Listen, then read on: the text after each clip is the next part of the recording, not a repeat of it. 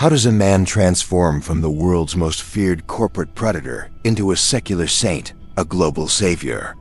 What kind of power allows a single person not only to predict the future, but to fund it, build it, and dictate its terms? Welcome to The Truth, Dark Psychology. We don't settle for the surface. We dig into the psychological foundations of power.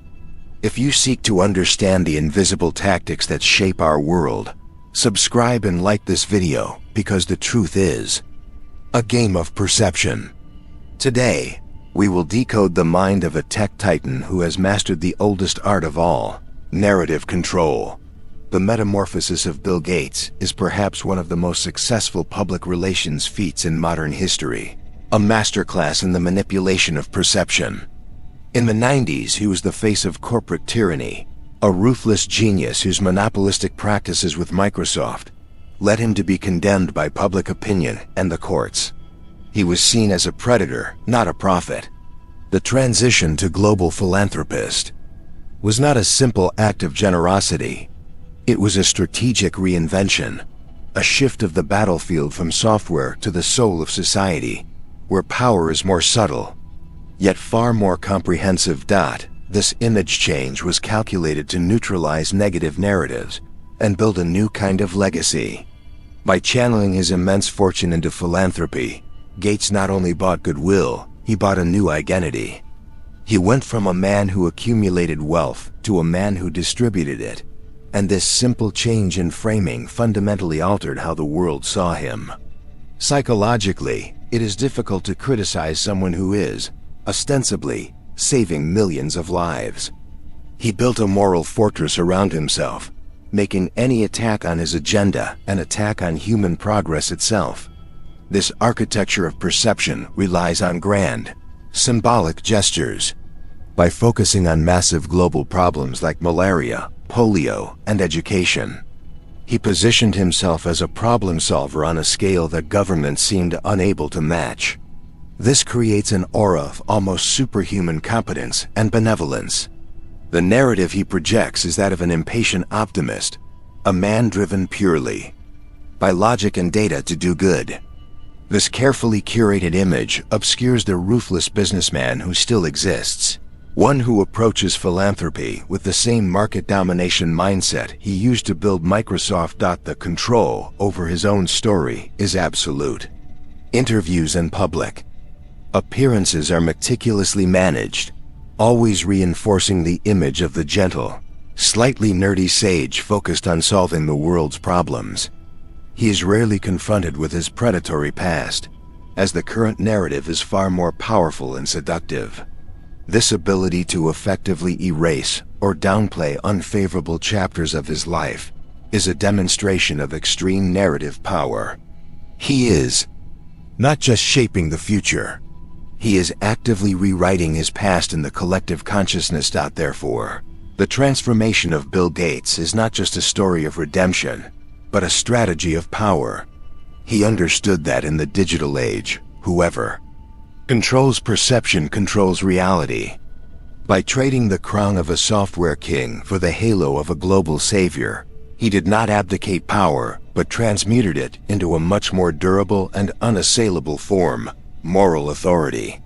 He became the architect of his own legend, and we are all living in it. The concept of philanthrocapitalism, popularized and personified by Bill Gates, presents a dangerous fusion of generosity and self-interest. The premise is seductive, using market logic and business strategies to solve social problems. However, beneath this facade of efficiency hides a powerful tool of influence. When the Gates Foundation invests billions in global health or agriculture, it is not just donating money. It is buying a seat at the table where the rules are made. It is gaining the power to set agendas, prioritize certain technologies, and shape public policy in sovereign nations, all without the need for a democratic mandate. This form of strategic charity allows one man's ideology to influence the fate of millions. The solutions favored by the foundation invariably involve technology, patents, and partnerships with large corporations, in many of which the foundation itself holds investments. This creates a feedback loop where his philanthropic actions can, directly or indirectly, generate profits for his own investments. The line between altruism and venture capitalism becomes blurred, raising the fundamental question: is he solving world problems or creating new markets disguised as humanitarian aid? Psychologically, this strategy is brilliant because it co-opts the language of morality to serve market ends. Generosity becomes a smokescreen that prevents deeper scrutiny. To criticize the Gates Foundation's initiatives is to risk being labeled as someone who is against vaccines for children or against ending hunger. This moral trap silences opposition and allows the foundation to operate with a level of freedom and lack of accountability that would be unthinkable for any government body.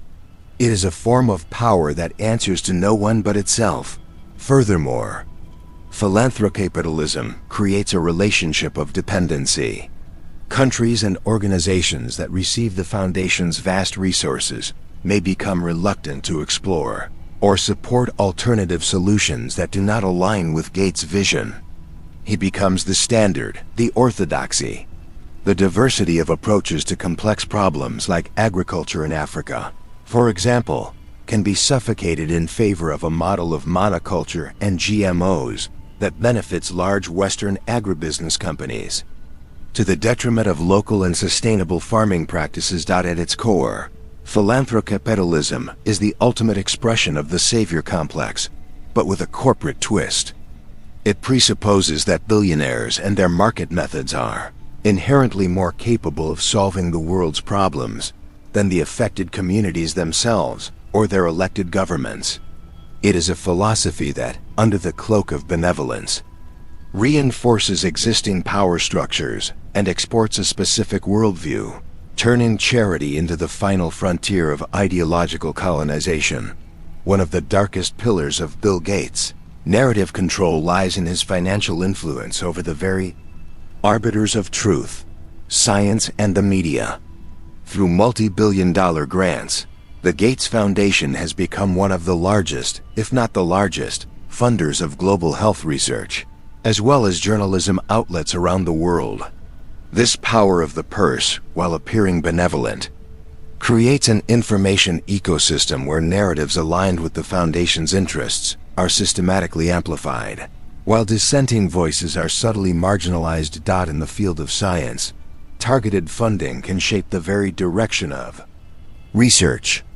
Scientists, aware of where the resources come from, may be incentivized to focus on areas and solutions that please their benefactors.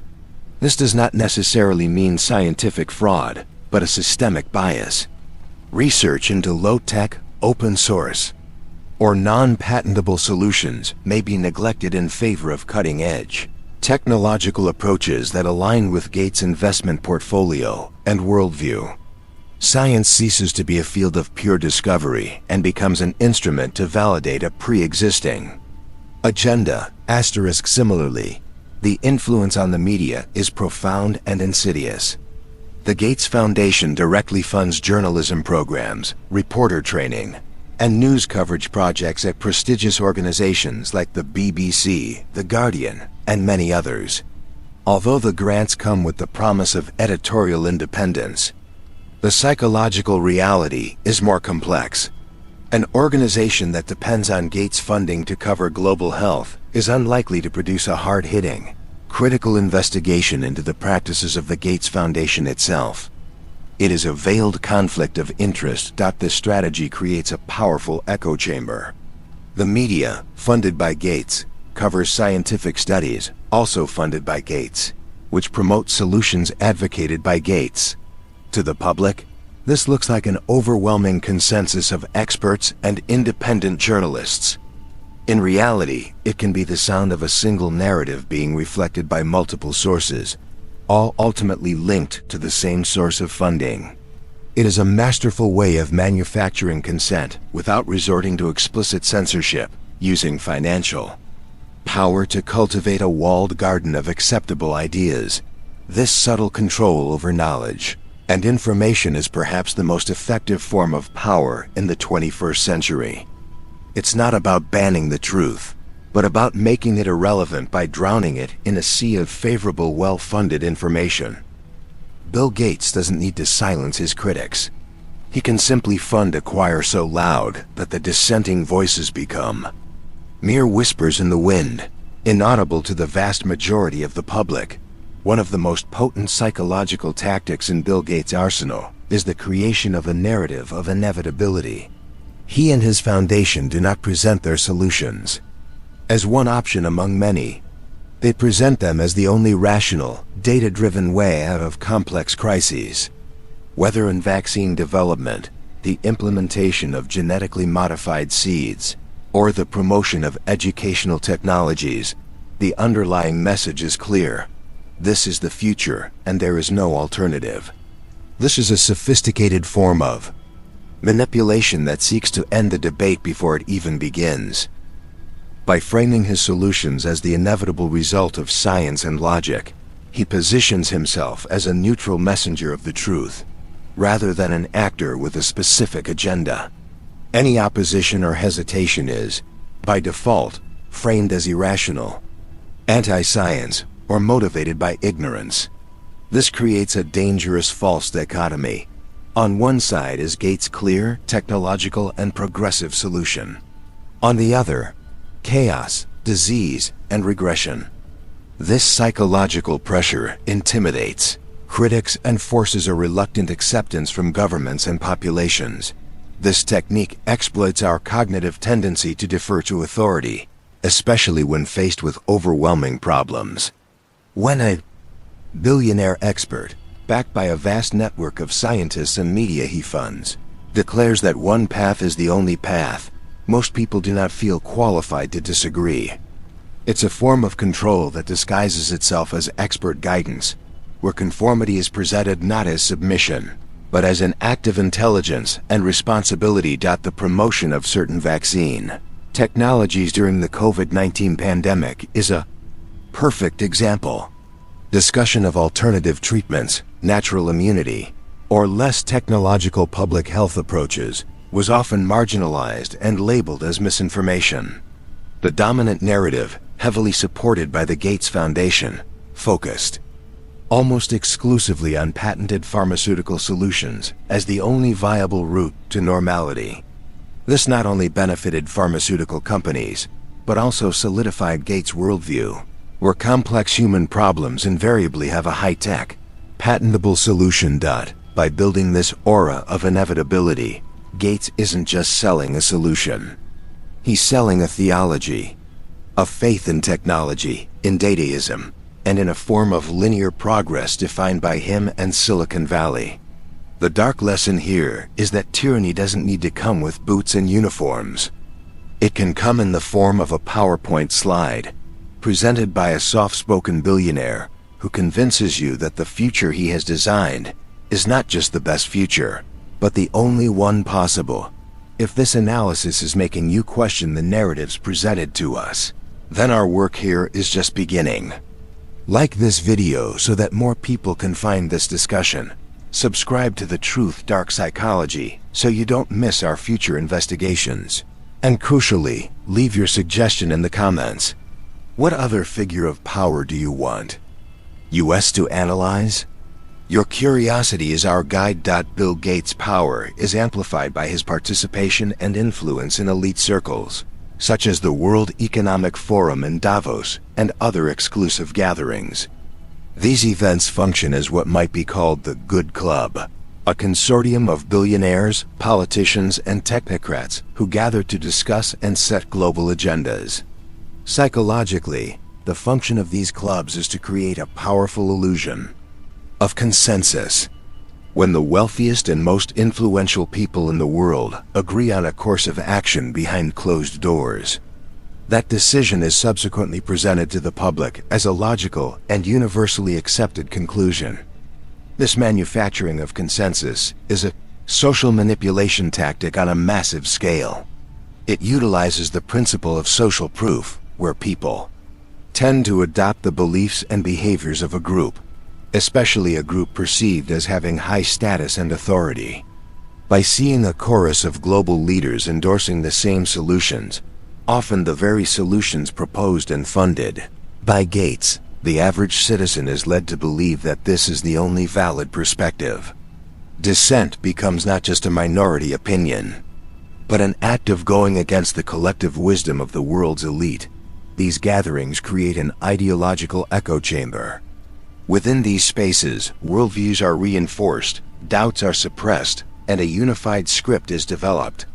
The language used is always that of cooperation, sustainability, and progress, masking the fact that the decisions made primarily serve the interests of those in the room. It's an environment where the power of a billionaire like Gates is not seen as undemocratic, but as an efficient and enlightened form of governance.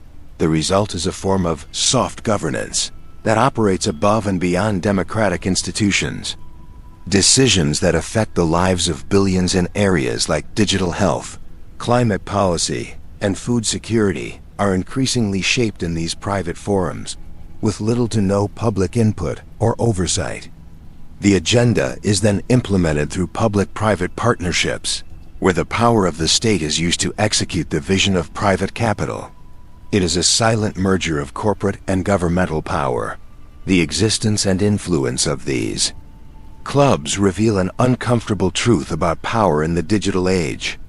They show that the narratives guiding our societies often do not emerge from open public debate, but are carefully constructed and disseminated from the top down.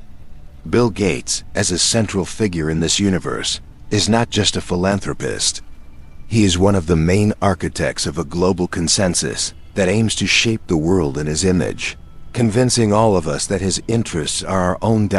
No analysis of Bill Gates' dark psychology would be complete without addressing the murkier controversies that surround his work, the accusations and fears related to population control and eugenics. While often dismissed as conspiracy theories, these narratives persist because they touch upon deep psychological fears and disturbing historical precedents. The Gates Foundation's intense focus on vaccines, reproductive health, and family planning in developing countries, combined with past statements about the need to reduce population growth to combat climate change, creates fertile ground for suspicion. The psychological power of these narratives lies not in their proven truth, but in their plausibility within a certain frame of reference. History is rife with examples of elites who, believing in their own superiority, sought to improve humanity through social engineering programs, often with disastrous and unethical results. The idea of a technocratic billionaire, convinced of his own genius, deciding which population should be helped to limit their growth, activates an archetype of distrust deeply rooted against unchecked power. The language used by Gates and the Foundation, focused on metrics, sustainability, and optimization, can sound cold and dehumanizing to those on the receiving end. When one speaks of reducing population growth as a variable in a climate equation, it is easy for this to be interpreted not as empowering women with access to contraceptives, but as a plan to limit the existence of certain groups of people. The lack of cultural sensitivity and the top-down approach of many of his initiatives only reinforce this perception of a hidden agenda. Regardless of Gates' real intentions, the existence of these narratives serves as a powerful counterpower tool, even if based on fear. It reveals the widespread anxiety over the concentration of power over life's most intimate decisions, health, reproduction, and the future of one's children in the hands of a single, unelected private actor. The controversy itself exposes the fragility of trust and the danger of a single individual accumulating so much influence over the well-being of humanity. It is an immune response from the collective psyche against what it perceives as a potential existential threat. Therefore, in exploring this shadow, we are not validating conspiracies, but analyzing a crucial psychological phenomenon: the fear of a population control agenda surrounding Bill Gates is a symptom of a larger problem: the erosion of individual and national sovereignty. in the face of a global philanthropic power that operates without checks and balances. It is a dark reminder that when the power to do good becomes absolute, it can be perceived as the power to cause unimaginable harm. The final and perhaps most impressive act of Bill Gates' narrative control is his ability to function as a digital ghost, effectively haunting the present with a curated version of himself, while erasing the traces of his inconvenient past. The image of the monopolistic and predatory CEO of the 90s, a man who was the antagonist in one of the biggest antitrust lawsuits in history, has been almost completely replaced by the persona of St. Bill, the world's gentle grandfather. This rewriting of public memory is the pinnacle of psychological manipulation. This feat was not accidental. It was the result of decades of strategic and relentless investment in public relations, philanthropy, and media influence. By saturating the information ecosystem with the narrative of his benevolence, he has managed to make information about his past less relevant, harder to find, and when found, dissonant with the dominant image. He has exploited a fundamental weakness of human psychology. We prefer simple, consistent narratives, and the story of a villain who became a hero is far more satisfying than the complex truth of a man who might be both at the same time. Control over the digital platforms he helped create plays a crucial role in this process. Search algorithms and social networks, optimized for engagement, tend to favor the most recent and popular content. Since most recent content about Gates is carefully produced by his foundation or media partners, the positive image is constantly reinforced, while criticism and historical context are pushed into the depths of search results. He doesn't need censorship to erase the past. The very system he champions does it for him. This act of narrative disappearance sets a dangerous precedent. If one of the most documented men on the planet can effectively curate his own history in real time, what does this mean for the concept of historical truth? It suggests that with sufficient resources, any powerful individual or entity can manufacture their own legacy, immune to the facts of their past actions. History ceases to be a record of what happened and becomes a malleable possession of whoever has the most power to tell it. The psychological legacy of Bill Gates, therefore, may not be the eradication of polio or the popularization of the PC. It may be the demonstration that reality in the digital age is negotiable. He teaches us the darkest lesson of all. The ultimate power is not to control the software, the hardware, or even the money. The ultimate power is to control the story, becoming a ghost in the machine, able to edit your own flaws and ensure that the future remembers you only in the way you have decreed. The line between influence and control, between generosity and domination, is dangerously thin. The story we have just explored is not just about one man, but about the nature of power in the modern era. To continue to unravel the tactics that shape our world, subscribe now to The Truth, Dark Psychology, turn on notifications, and leave your opinion in the comments. Who really writes the script of our reality? The truth, as always, is not in the blinding light of propaganda, but hidden in the shadows of control. Until next time.